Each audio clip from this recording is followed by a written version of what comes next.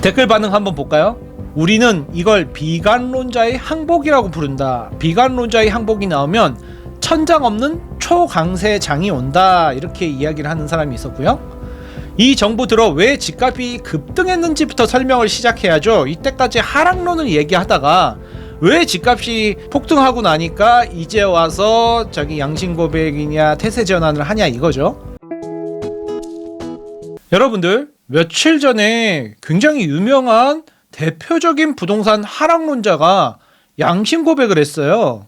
이렇게 얘기했는데요. 제가 주택시장 전망하면 다 틀린다는 걸 아셨을 거예요. 이러면서 자기가 틀렸다는 걸 다 인정을 하는 발언을 했는데 이게 양심고백이다 이렇게 이야기하는 사람도 있고 태세전환이다 이렇게 이야기하는 사람도 있는데 어찌 되었든 간에 이제까지 잘못 전망한 잘못을 이렇게 인정하는 것 자체는 굉장히 용기 있는 거라고 저는 생각합니다. 제가 2001년도서부터 26년째 지금 부동산 투자를 하고 있는데 이렇게 자기 자신의 잘못을 인정하는 사람을 거의 못 봤어요. 손에 꼽힙니다. 또 이렇게 말하더라고요. 채반꿀이라고 하는데 채모모의 반대로만 하면 꿀빤다 이래서 채반꿀이라고 유명한 용어가 있다고 자기 자신을 조롱하는 사람들의 이야기라고 이렇게 이야기를 하시는데 자학개그까지 하실 수 있는 정도면 마음을 많이 내려놓으신 거네요.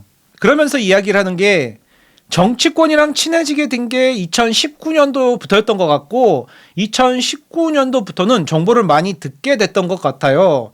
2019년도면 문재인 정권 3년 차죠. 2017년, 18년, 19년이니까 내부 정보를 굉장히 많이 듣게 되었던 것 같고요. 그거는 지금도 유사하다고 할 수 있겠죠. 지금도 이제 같은 진보 정권이니까 문재인 정권, 이재명 정권 지금 같은 진보 정권이니까 친하다는 말이죠. 그런데 역설적으로 정보를 많이 들으면 들을수록 내부 정보를 들어서 저희 제3자적인 객관적인 생각들이 잘 안 됐던 건가 아닌가 이런 생각이 많이 들어서 이제 많이 틀렸다 이거죠. 자기가 전망했던 게. 시장 전망이 잘 안 맞았다는 거는 정보가 너무 많았기 때문이라고 생각이 되고요. 아, 이게 뭔가요? 본인이 시장 전망을 잘 못 맞췄는데 정보가 너무 많았기 때문에 못 맞췄다라고 이야기를 하고요. 그리고 여러분들은 모르시겠지만 어쨌든 정치권이랑 가까워져서 가장 큰 피해를 본 것도 접니다. 이렇게 이야기를 했어요. 댓글 반응 한번 볼까요?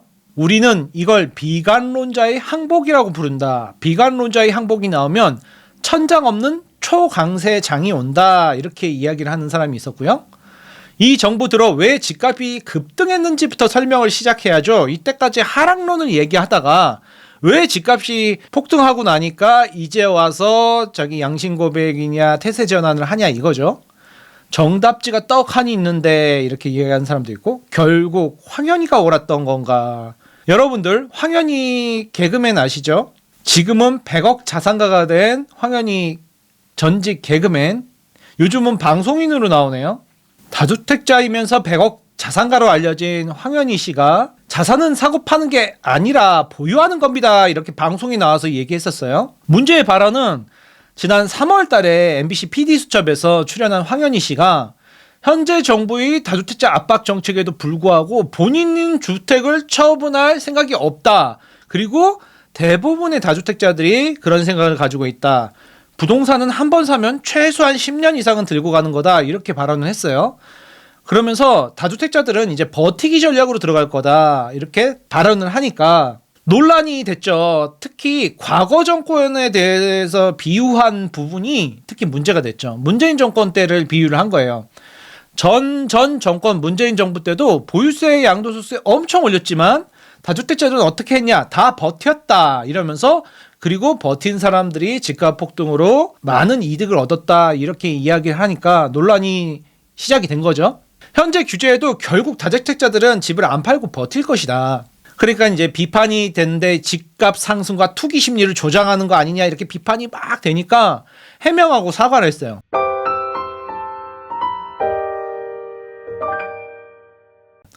자꾸 틀리는 이유를 마치 내 말이 맞는데 내 얘기를 정부에서 안 들어서 틀린 거다 이렇게 설명을 약간 했어요. 원래 정부에서 무슨 정책 자리에 갔을 때 이 하락론자분이 이렇게 해야지 집값이 안정된다 이렇게 이야기를 했는데 정부에서 그 당시에는 끄덕끄덕 고개를 거리다가 그러면 정부에서 이제 알아들었구나 그러면서 자기가 글도 쓰고 방송도 하고 그랬더니 보니까 정부에서 자기가 얘기하는 건 하나도 듣지 않고 들은 척만 했다. 그래서 정반대되는 정책을 해갖고 지금 집값이 폭등하고 해서 자기가 하락론을 주장했던 자기 말이 안 맞았다. 이런 이야기죠. 근데 이 댓글 다신 분은 이렇게 얘기한 거예요. 그게 아니라 어느 순간부터 부동산 시장은 이래야 된다. 이념이 생긴 것 같다. 정치권이랑 친해지면 냉정하게 시장을 분석하는 게 아니라 이렇게 돼야 된다라는 정의론의 이상한 이념에 갇히게 되는 거죠. 그러니까 시장을 분석하는 게 아니라 감정하고 당위론이 이렇게 섞여버리면 망한다는 거죠. 또 이런 댓글도 있었어요. 와, 이제 대표적인 유명한 하락론자까지 돌아섰네. 이런 댓글도 있었고요. 또 여당 또한 자기들이 재집권 외에는 별 관심이 없습니다. 정치인들의 약속은 허망한 겁니다. 뭐 여당만 그러나요? 야당이 또 여당이 돼도 마찬가지예요, 여러분들. 그러니까 정치인들의 목표는 집값 안정보다는 자기 정권 유지가 첫 번째 목표죠. 당연한 거 아니겠어요? 그럼 이분의 그 네이버에서 양력을 한번 봤어요. 그랬더니 건축공학과를 나오셨네요. 그리고 부동산대학원 석사 건국대에 나오셨고, 그리고 건설부문 애널리스트였어요. 건설이요. 부동산이 아니죠. 건설하고 부동산은 여러분들 엄연히 다릅니다. 뭐 관련이 굉장히 많지만 많이 달라요. 건설 부동산 애널리스트가 2014년서부터 했네요. 부동산에 대해서는 2014년서부터 했어요. 그러니까 12년 됐네요. 12년으로 하기에는 약간 구력이 짧죠. 12년 차. 그렇게 생각하시면 돼요. 여러분 회사에서 12년 차 어때요? 일 잘하죠. 근데 22년 차는 어때요? 부장님? 회사에 대해서 더 많이 알고 계시죠. 그러니까는 10년 차하고 20년 차는 좀 차이가 납니다, 여러분들. 12년 차 부동산 애널리스트, 건설까지 포함해도 이제 15년 차. 저도 15년 차 때 고수인 줄 알았습니다. 오늘의 핵심 요약해 볼게요. 이 대표적인 유명한 하락론자의 양심 선언. 저는 그렇게 봅니다. 용기 있는 결정이었다. 지금이라도 올바른 시장 상황을 판단하고 앞으로 펼쳐질 거에 대해서 정확하게 자기 구독자들한테, 자기 독자들한테 이야기하는 게 용기 있는 결정이었다. 자기 치부를 드러내는 건데 용기 있게 이렇게 얘기하는 거는 저는 높게 평가합니다. 두 번째, 본인이 이야기한 거가 계속해서 반대로 시장이 펼쳐졌다 그러면은 외부 요인보다 정부 정책의 문제보다도 본인한테 조금 본인이 이게 분석이 좀 다르지 않았나를 생각해 보셔야 돼요. 이게 정반대로 해석을 하신 거죠. 어떤 이슈가 벌어졌을 때 어떻게 될 거라는 걸 반대로 생각한 거예요. 그게 물론 그 정부에서 정책의 결과로만 되는 거라고 생각할 수도 있는데 아니에요. 정부 정책도 영향이 있고 외부 변수도 영향이 있지만 결국 중요한 건 유동성, 수요, 공급, 금리 이런 핵심 키워드 4가지가 많이 움직이거든요. 장기적으로는. 단기적으로는 정책의 영향을 3개월에서 6개월은 세게 받죠. 세게 받는데 장기적으로 봤을 때는 그런 수요, 공급, 통화량, 금리 같은 그런 것들이 좀 많이 받죠. 그래서 계속 반대로 해석하신 거 아닌가, 정보를. 그렇게 생각해 보셔야 될 것 같고, 세 번째, 정보가 많아서 예측을 실패했다? 이건 저는 정말 잘못 파악하신 거라고 보여집니다. 정보가 있고 정보를 해석할 때 정보 안에는 팩트가 있고 사실, 의견이 섞여 있어요. 정보 안에는. 정보가 많았다? 그러면 그 안에 사실과 의견을 우선 구분을 우선 첫 번째 정확히 했는지를 먼저 생각을 해야 되고요. 팩트일지라도 이렇게 정책을 하겠다 했을지라도 이 정책에 실행할 의지가 있는지, 그 정치 실행 의지와 이게 정치인의 입장, 그리고 그 공무원들의 입장이 또 있어요. 정치인들의 입장, 정무적인 판단, 그 일을 실행하는 장관들 그 밑에 있는 차관들 그리고 고위 공직자들의 판단이 또 들어가거든요. 그런 정책이 그 텍스트로 보도자료에 띵 나왔다고 해서 그게 그대로 실행될 거라고 생각을 하시는 건 너무 순진한 발상이 아닌가. 그렇게 생각을 하셔야 되고요. 그리고 역지사지로 정치인들의 까놓고 얘기해서 그냥 립 서비스, 뻥카를 구분하지 못했다. 저는 이렇게 이야기를 드릴 수가 있겠죠. 그러니까 뻥카를 구분할 수도 있어야 되고 왜 뻥카를 치는지 립 서비스를 하는지를 정확히 이해를 해야 돼요. 그래서 지금 본인이 이제 정보가 많아서 예측을 실패했다가 아니라 정보 안에서 진짜 팩트 안에서도 이거를 실행하려는 사람들의 의지를 잘 파악하지 못했나 이런 걸 판단하셔야 되고 여러분들도 마찬가지예요. 원인이 제대로 파악이 돼야 자기가 이제 어디를 고쳐야 되는지 피드백이 되잖아요. 실수를 했다. 그걸 기록해 놓고 그러면은 내가 이번에는 다음번에는 어디를 고쳐야 되나.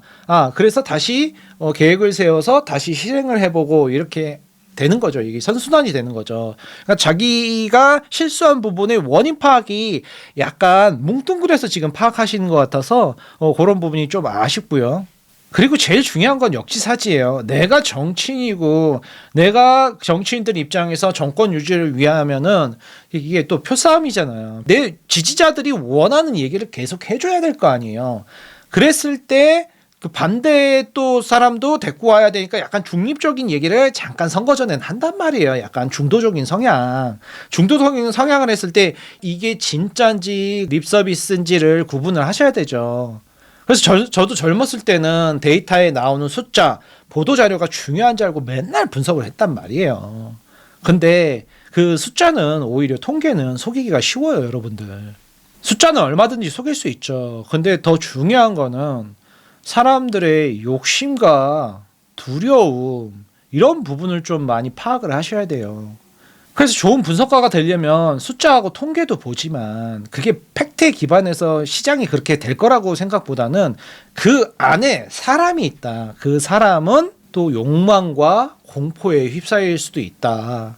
매도자도 그렇고 내가 이게 지금 안 팔리면 어떻게 하냐. 내가 너무 싸게 파는 거 아닌가. 매수자도 그렇고 내가 너무 비싸게 사는 거 아닌가. 그럼 공포와 이번에 놓치면은 뭐 어떻게 해? 내가 계속 전월세로 살아야 되나? 전월세도 없는데? 그럼 난 어떻게 해야지? 빌라로 밀려나나? 이런 사람들의 공포와 그리고 이거 지금 오르니까 내가 올라타야겠다. 그러면은 그런 탐욕까지도 이해를 해야 되고 그게 매도자, 매수자, 또 정치인 그런 정권을 잡은 권력자들의 심중까지도 잘 이해를 해야 이 부동산 판때기가 돌아가는 거를 크게 내려다보면서 결과가 어떻게 나올지를 잘 맞추시지 않을까. 여러분들도 마찬가지고 저도 마찬가지고 이렇게 대표적인 하락론자가 이제 부동산 시장의 본 모습을 파악하기 시작하는 것도 되게 중요한 의미를 가지는 사건이어서 한번 오늘 짧게 이야기 나눠봤습니다. 다음에 뵙겠습니다.